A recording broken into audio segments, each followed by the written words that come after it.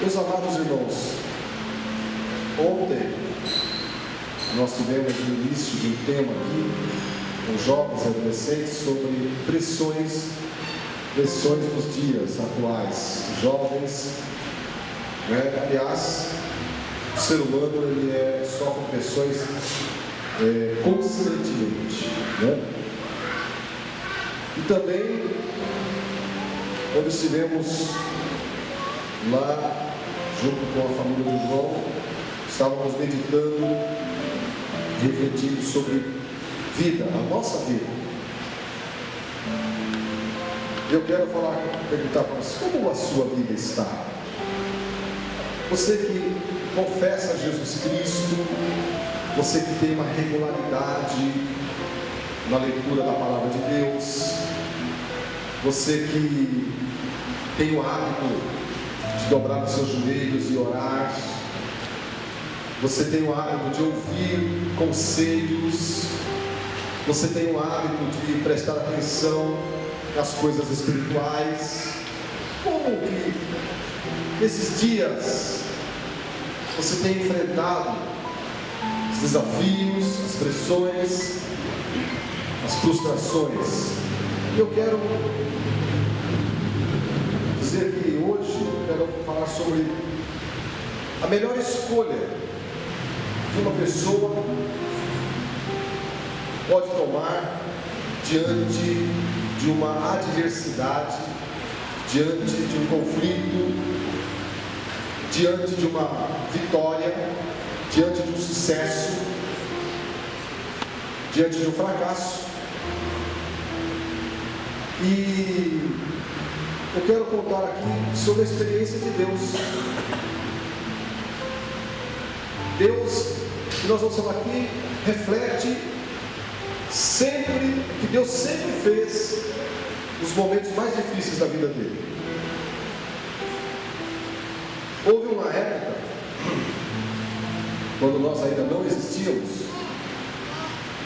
que o reino era perfeito e continua perfeito, onde havia seres magníficos que glorificavam a Deus, que prestavam culto a Deus, e um deles resolveu se rebelar, contrariar a vontade plena de Deus. Ele se levantou contra Deus, ele tentou frustrar os planos eternos de Deus, e o nome dele é Lúcifer. Ele causou um incômodo, ele causou prejuízo, ele trouxe perda para o céu, ele instigou outros anjos, ele contaminou outros anjos. E o que aconteceu? 1/3 do céu veio abaixo. Houve uma lacuna, houve uma falta, prejuízo. Sabe o que aconteceu com Deus? Sabe o que ele fez? Ele seguiu em frente. No momento mais difícil da vida dele, naquela época, se assim podemos dizer, Deus, Criador, fez a melhor escolha para a vida dele. Ele seguiu em frente com o seu reino, com a sua vontade, com o seu poder, com a sua maneira de ser. Ele não se deixou paralisar. Quando sua criação, o Adão, depois de passar horas, semanas, meses, anos, tendo comunhão com Deus, conversando com Deus, crescendo diante de Deus, sendo feliz diante de Deus, houve um abscesso, uma obstrução E esse homem comete uma coisa chamada pecado. Trouxe muito prejuízo para Deus, muito prejuízo. Sabe o que Deus fez? Com tudo aquilo, Deus seguiu em frente. Deus seguiu com a sua vontade, com o seu propósito. Deus não se deixou paralisar com a rebelião, com o pecado de Adão e Eva. Quando ele encontra, na época de Noé, um monte de gente perdida, bagunçada, fazendo besteira, e ele tem que resolver aquilo, e ele traz o dilúvio, e ele vê aquelas pessoas morrendo afogadas, os animais, as plantas, as flores, os frutos, as montanhas. Deveria ter passado na mente de Deus, tem que começar tudo do novo, tudo do zero. Vou voltar para o céu, vou deixar este planeta, não quero nem olhar para esse planeta mais. Mas ele não fez isso. Sabe o que ele fez? Ele seguiu em frente. Ele encontrou Noé, encontrou sua família, ensinou ele a fazer uma arca, colocou ali os animais das espécies. Deus seguiu em frente com a sua vida, com a sua vontade, com o seu propósito, com o seu amor. E assim você pode ler a palavra de Deus, você vai encontrar esse Deus tendo a mesma atitude, seguindo com a sua vida. E quero ler com você um versículo para basear a nossa fala, que está lá em Filipenses capítulo 3, versículo 13. O apóstolo Paulo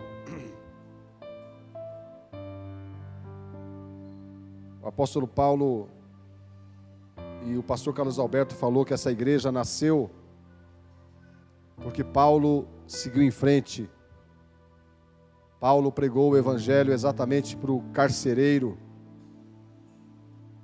E diz assim, vai colocar aí, Ageu?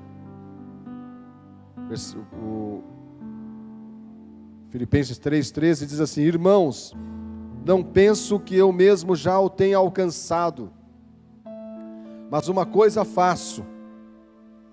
O que é que Paulo faz?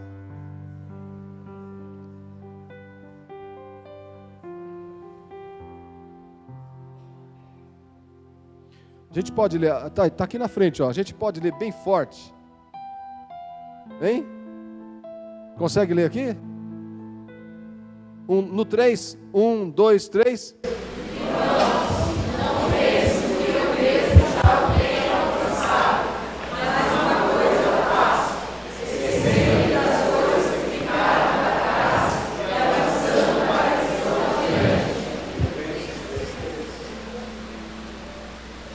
Paulo, ele fala, eu tomei uma resolução, eu esqueço-me das coisas que ficaram para trás, e avanço para as que estão diante de mim.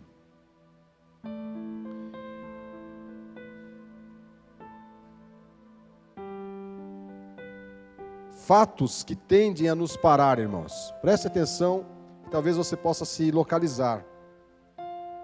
Que são fatos, ocorrências na vida, circunstâncias, situações que você não previa, mas veio acontecer, que abalou você. Pastor, eu queria só elucidar, por que o senhor está falando dessas coisas? O senhor não fala sobre o pecado, as pessoas aceitarem a Cristo? Eu vou falar sobre isso, mas eu entendo que a prática do cristianismo, ela está muito ligada à fé que professamos. Porque existem pessoas que confundem, que por conta que entregaram sua vida a Cristo, que se batizaram, agora só resta o céu. E aqui na vida, seja como for, o importante é que eu vou entrar no céu. O importante é que eu vou colocar meu pé nas ruas de ouro. O importante é que o meu nome está escrito no livro da vida. O importante é que o meu nome palma na mão de Deus. Não, queridos. Se isso fosse verdade, se isso fosse uma realidade para Deus, no momento que você entregasse sua vida a Cristo, batizasse, você era abduzido, você era levado para o céu, você não iria ficar aqui nesse planeta, cheio de corrupção, cheio de enfermidades, traições, problemas financeiros, filhos rebeldes, divórcio, fome, miséria. Mas se você ficou aqui, como eu estou com você aqui, não é porque Deus nos abandonou, mas é que Ele quer que através da salvação que temos em Cristo, da elucidação da palavra de Deus no nosso coração e da fé que professamos, possamos dizer a este mundo sem Deus que podemos ser felizes, alegres, sermos frutíferos, sermos pessoas altamente dignas de uma vida digna, apesar de, mas isto só é possível quando a gente entende que Deus faz a parte dele, e aliás, Ele já fez a parte dele. Em Efésios diz que Deus já nos abençoou com toda sorte de bênçãos espirituais nos lugares celestiais. Porém, o ser humano, ele precisa caminhar com Deus, agir de acordo com a vontade de Deus, enquanto você viver aqui. Você entendeu o que eu disse? Você não está aqui para ficar levando pancada da vida e não fazer nada. Você não está aqui para, agora que eu estou salvo, pode passar um caminhão em cima da minha cabeça, um trem, que não tem problema, eu estou aqui para sofrer mesmo, o importa é que eu vou morar no céu. É isso que importa. Morar no céu é o que menos importa, porque isso é uma coisa que Deus é que fez. Nós precisamos aprender como nós vamos viver aqui 70, 50, 80, 90, 100 anos, para que quando você chegar no céu, ter um testemunho lá diante de Deus.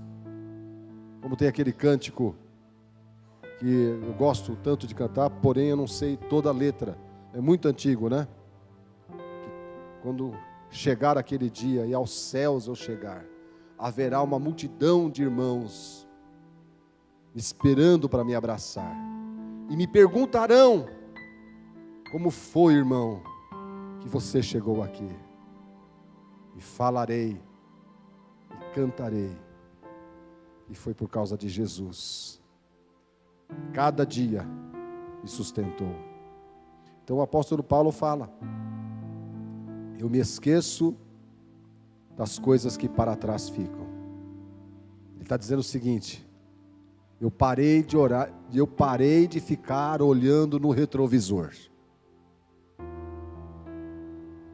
Por que você está ficando olhando para trás, se é para frente que você quer ir? Eu listei algumas coisas aqui, como eu listei ontem para os jovens, fatos que tendem a nos parar.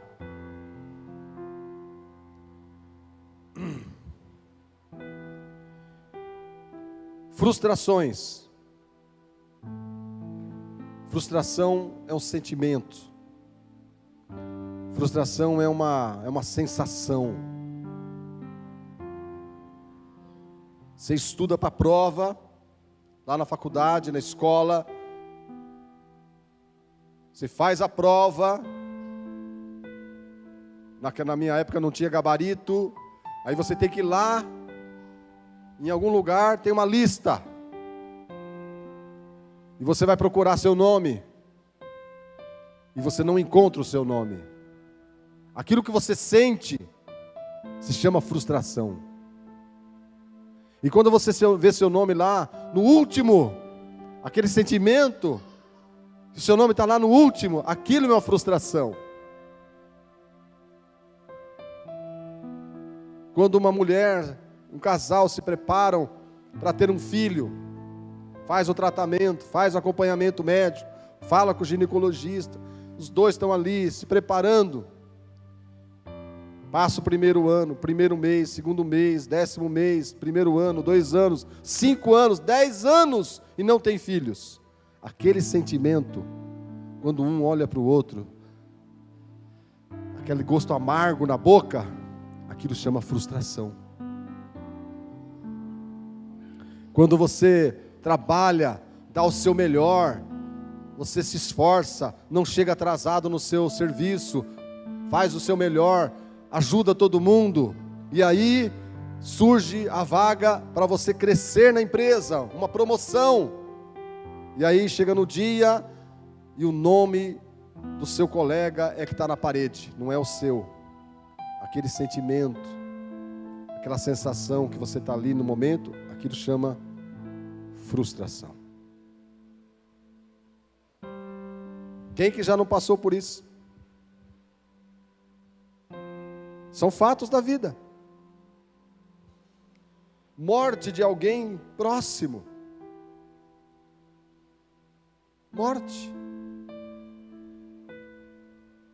Eu não sei, as pessoas que têm 15 anos aqui, 16, mas aconteceu comigo. Houve um dia que eu estava dormindo, na madrugada, tocou o telefone, chegou lá, não, naquela época não tinha telefone, tocaram, bateram palma, entraram na minha casa, minha irmã foi atender, eu só ouvi ela começar a chorar. Eu já sabia, porque minha mãe estava no hospital. Então aquela madrugada para mim foi muito difícil. E aí foi num sábado, e no domingo pela manhã nós enterramos minha mãe. Não me esqueço desse dia. É muito dolorido. É difícil. É traumático. Talvez seria mais fácil se eu tivesse essa idade de hoje. Mas eu tinha 15 anos. Minha mãe era tudo que eu tinha. Divórcio. Casamento que chega ao fim. Marido chega para a esposa, fala: olha, não gosto mais de você. Não te amo mais. Você, a esposa, serviu o café, fez almoço, lavou a cueca dele, lavou a camisa dele, e ele chega num ponto e fala: olha, eu não te amo mais. São fatos.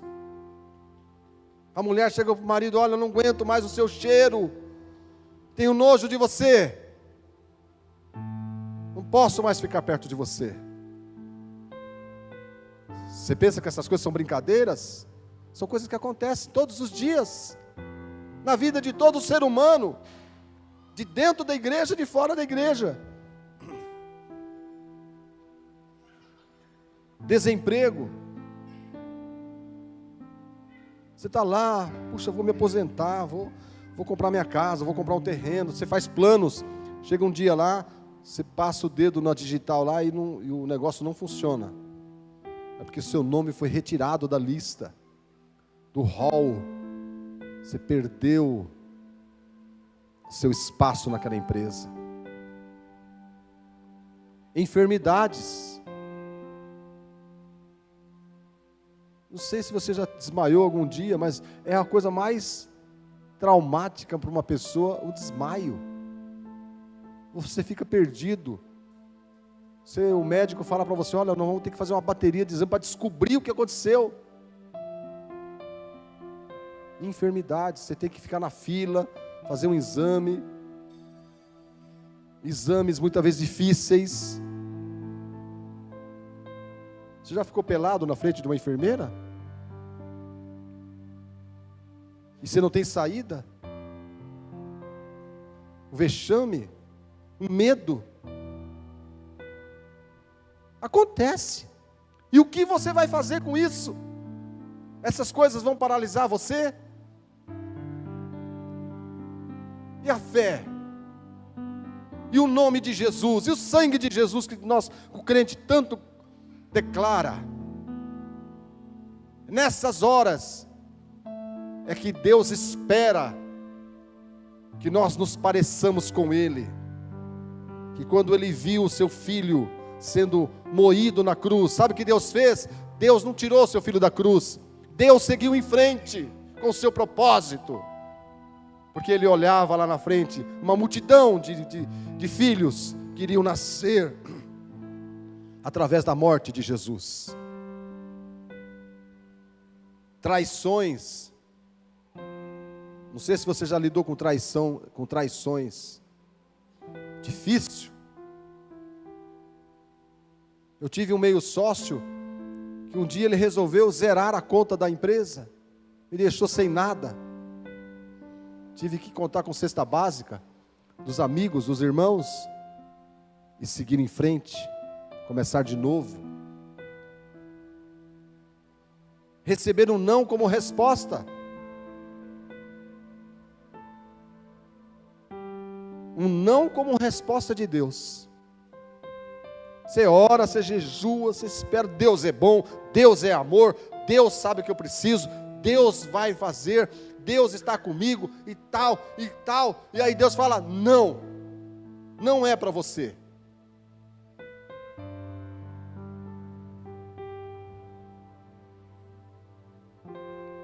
Em 1998, nós tínhamos um desejo de adotar uma criança na nossa família. Adotar não é uma coisa boa?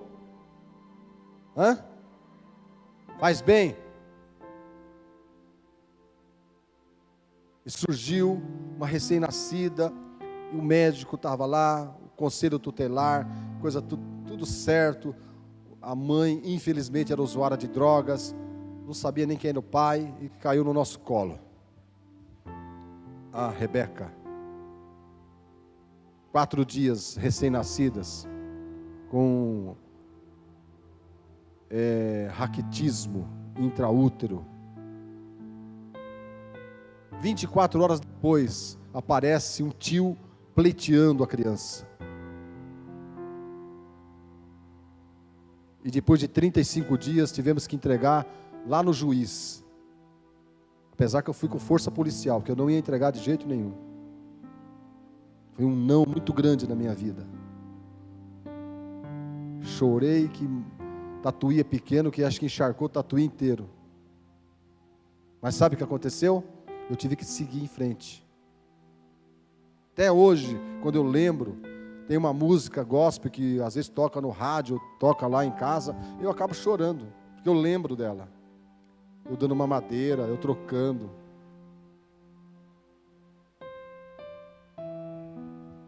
Mas foi um grande não.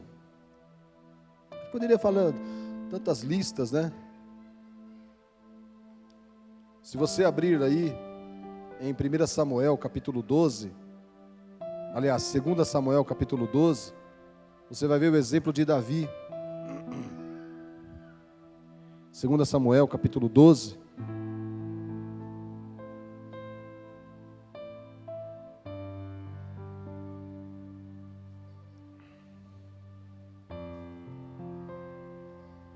Verso 15.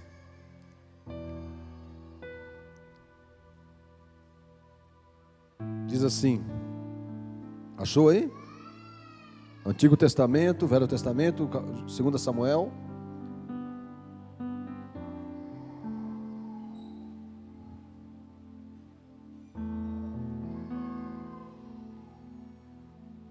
E o Senhor feriu a criança que a mulher de Urias dera à luz a Davi. E a criança adoeceu gravemente. Davi buscou a Deus pela criança, jejuou Davi, passou a noite prostrado em terra. Então os anciãos da sua casa se chegaram a ele para o levantar da terra. Ele não quis se levantar e não comeu com eles. Ao 7º dia, a criança morreu e os servos estavam com ele.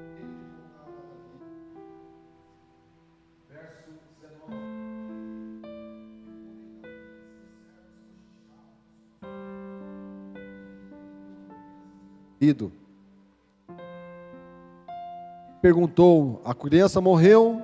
E eles responderam. Davi se levantou da terra.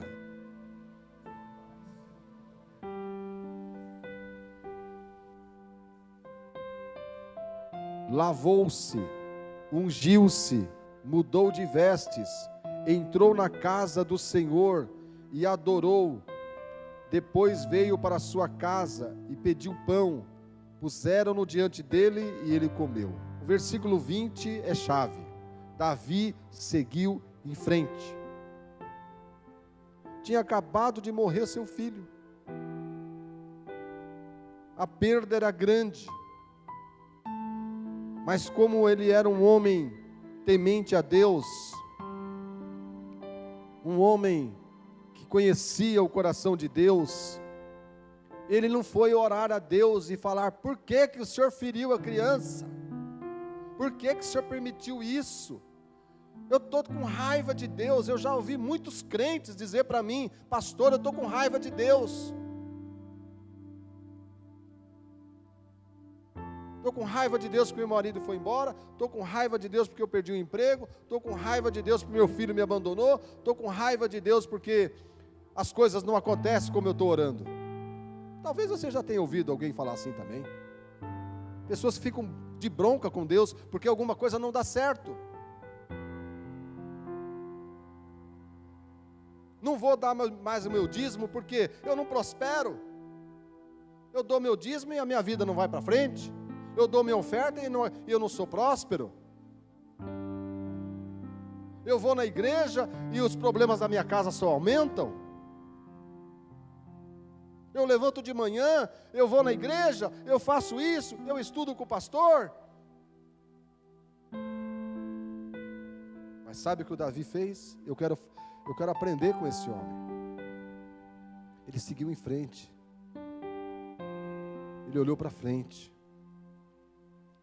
É que eu e você precisamos fazer hoje. Você ora, amém, mas você tem que se levantar da terra.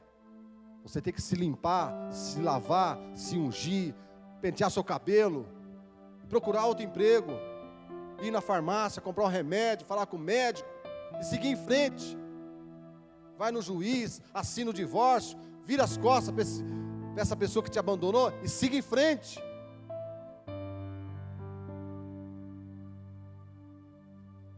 Se você foi traído, perdoe essa pessoa, siga em frente.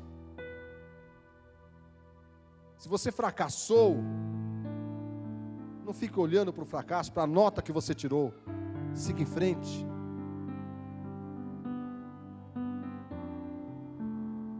E aí Davi, as pessoas acharam errado, por que ele fez aquilo?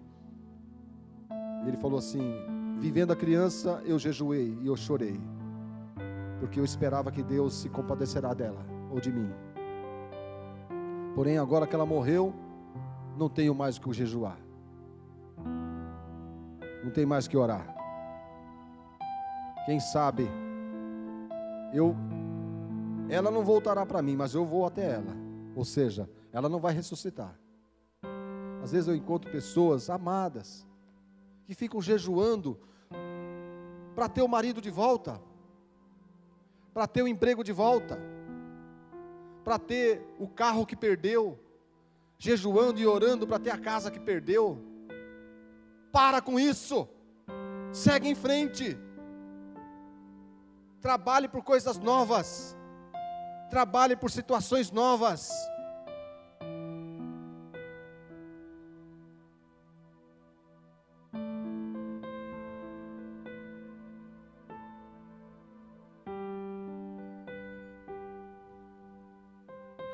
E o resultado, no versículo 24, Davi veio a Betseba, consolou-a e se deitou com ela. Teve ela um filho, a quem Davi deu o nome de Salomão, e o Senhor o amou. Quem foi Salomão, meus irmãos? Foi o homem que construiu o templo. Foi um prêmio, foi uma pessoa brilhante, fruto do seguir em frente de Davi. Sabe o fruto de você seguir em frente? Você vai experimentar coisas extraordinárias, coisas novas. Mas você tem que seguir em frente. Se você ficar chorando diante de Deus, Deus vai dar uma empresa de guardanapo para você enxugar seus olhos. Vai ficar enxugando as suas lágrimas. É isso que Deus vai fazer. Mas se você falar, eu perdi, eu fracassei, mas eu vou me levantar, e o Senhor proverá para mim coisas novas. Salomão veio para trazer muita alegria. Outro exemplo que eu vejo é o apóstolo Paulo, lá em Atos dos Apóstolos, capítulo 14, no verso 19.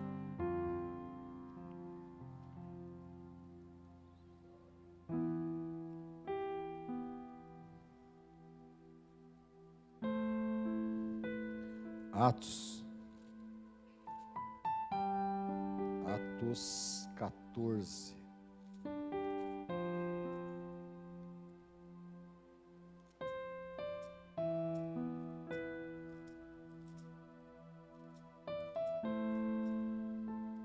Verso 19.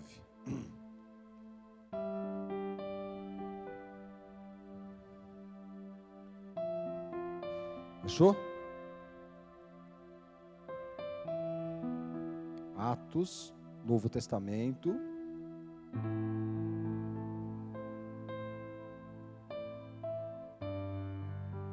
verso 19.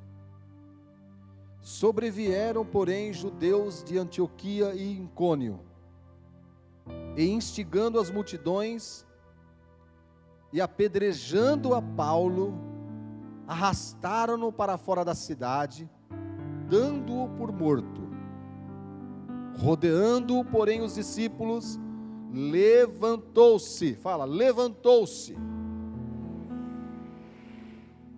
e entrou na cidade. No dia seguinte partiu com Barnabé para Derbe, e tendo anunciado o evangelho naquela cidade e feito muitos discípulos, voltaram para Listra, Icônio e Antioquia, fortalecendo as almas dos discípulos, exortando-os a permanecer firmes na fé e mostrando que através de muitas tribulações nos importa entrar no reino de Deus. Amém? Aqui está, para a gente fechar essa noite aqui. O apóstolo Paulo é apedrejado. Alguns versículos antes, eles estavam sendo chamados de deuses.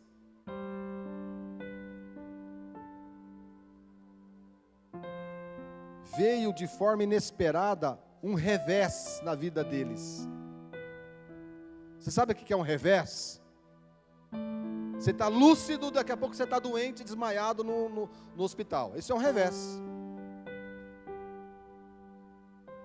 Você está empregado, meia hora você está desempregado. É um revés na vida. Você está para assinar o contrato da casa nova e a Caixa Econômica, o banco, encontra lá uma vírgula que impede de você comprar a casa. Isso é um revés.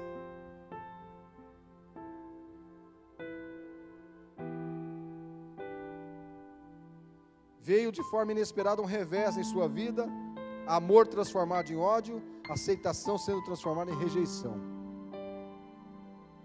Nesse momento da vida de Paulo, ele escolhe se levantar, sacudir a poeira e continuar a fazer o que foi chamado para fazer. O que é que você foi chamado para fazer? Por que você está parando, querendo parar com as coisas da sua vida? Só porque as coisas não estão dando certo? Só porque o seu carro fundiu o motor?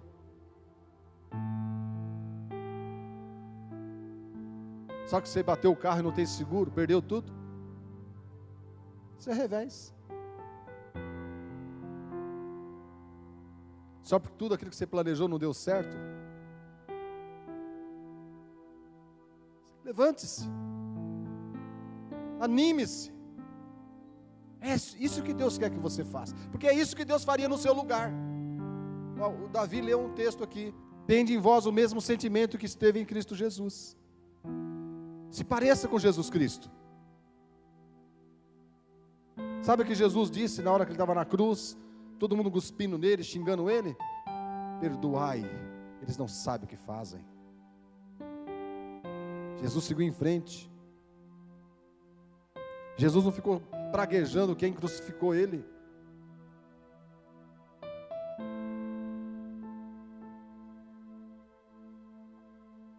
Sabe aquela situação que não sai da sua mente? Aquele mal-estar que não sai da sua mente? Aquela pessoa que te fez mal, que não sai da sua mente? Enquanto ela estiver ocupando seus pensamentos, você está parado. Enquanto aquele chefe está no seu pensamento, enquanto aquele marido que te abandonou está no seu pensamento, enquanto aquela pessoa que te traiu está no seu pensamento, enquanto esses pensamentos estiverem aí, você está parado. Você não consegue desenvolver. Você não consegue raciocinar. Por isso que Deus sempre seguiu em frente. Ele não ficou lá olhando para o espaço vazio onde Lúcifer estava. Ai, quando Lúcifer cantava bonitinho, agora Lúcifer ficou um capetinha.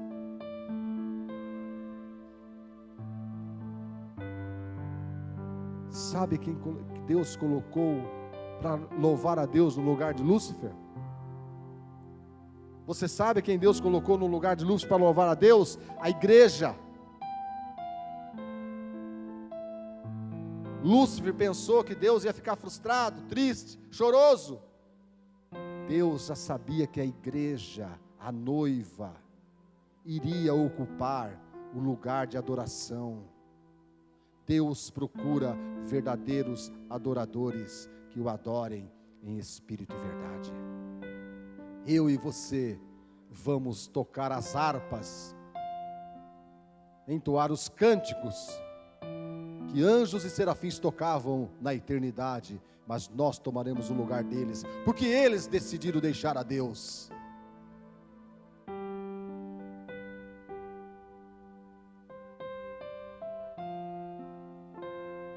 Neste momento, é hora de você escolher o que Paulo escolheu. E o resultado, meus irmãos, foi que Paulo fez muitos discípulos. Você quer que a sua vida seja frutífera? Pare de olhar no retrovisor da sua vida. Que lá estão as pessoas, o que passou, suas quedas. E o meu exemplo? Falamos de Deus, falamos de Davi, falamos de Paulo, e eu e você. Qual será o nosso exemplo?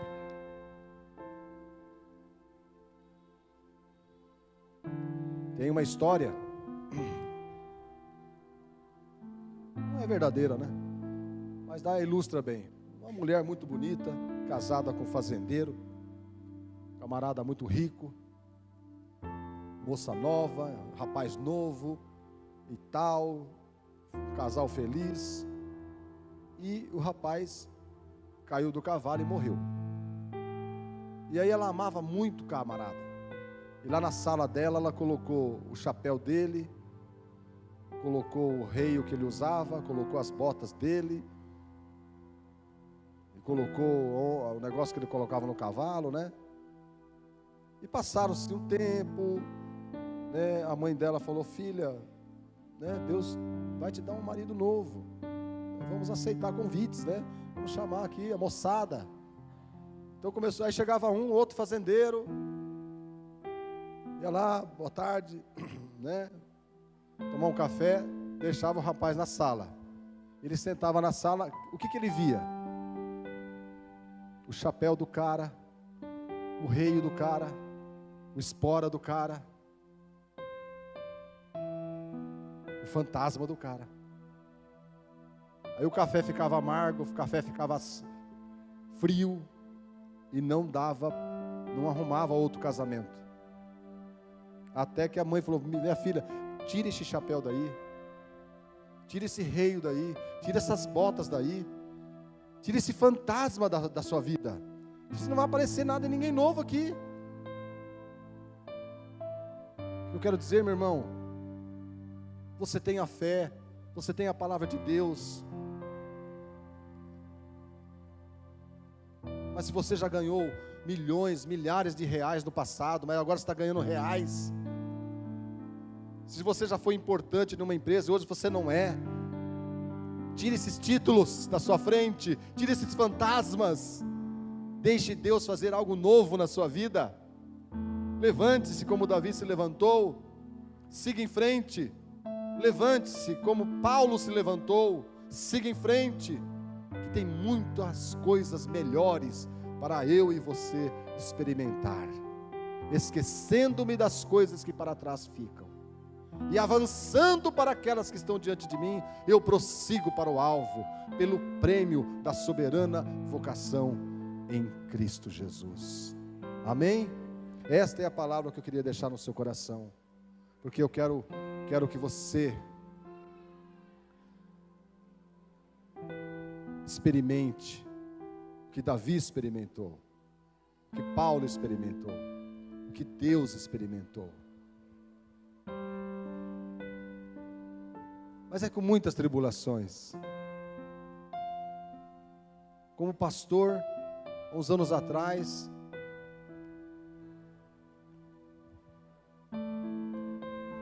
alguém disse para mim assim: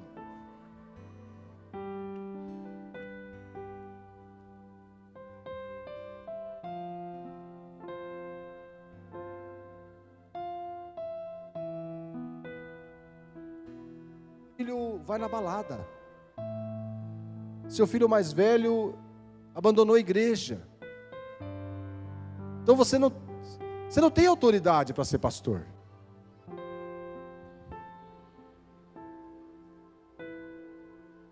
Eu olhei para aquele camarada, eu amava ele, amo ele até hoje. Eu falei: não posso parar. Eu segui em frente com a minha vida. Segui em frente para fazer aquilo para o qual fui chamado. Entendeu? Estou aqui com você. Não morri, não fiquei frustrado, fiquei chorando, se lamentando. Meu filho não me abandonou, meu filho está em casa, meu filho é meu amigo.